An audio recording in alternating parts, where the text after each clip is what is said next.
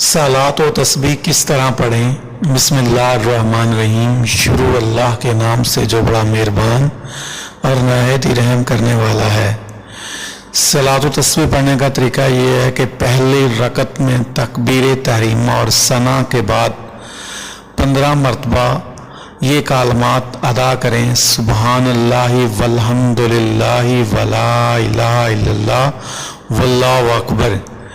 फिर सूरतुल फातिहा और सूरत के बाद रुकू से पहले 10 मरतबा पढ़ें। सुबहानल्लाहि वल्हम्दुलिल्लाहि वला इलाहा इल्लल्लाह वल्लाहु अकबर।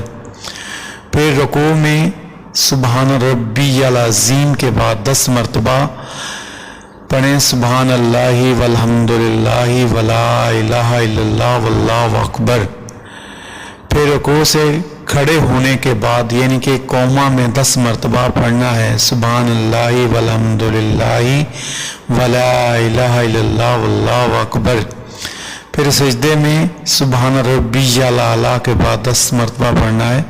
सुबहानल्लाहि वल्हम्दुलिल्लाहि वला इलाहा इल्लल्लाह वल्लाहु अकबर।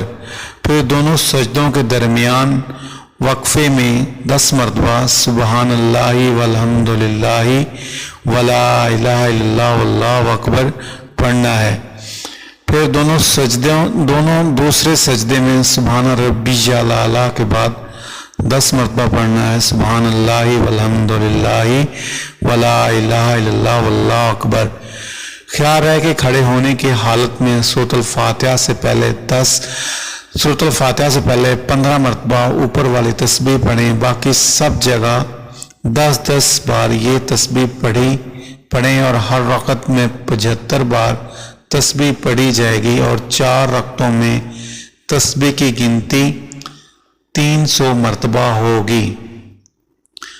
और अपने ख्याल से गिनते रहें या उंगलियों के इशारों से तस्बीह का शुमार करते रहें। सुबहान अल्लाह।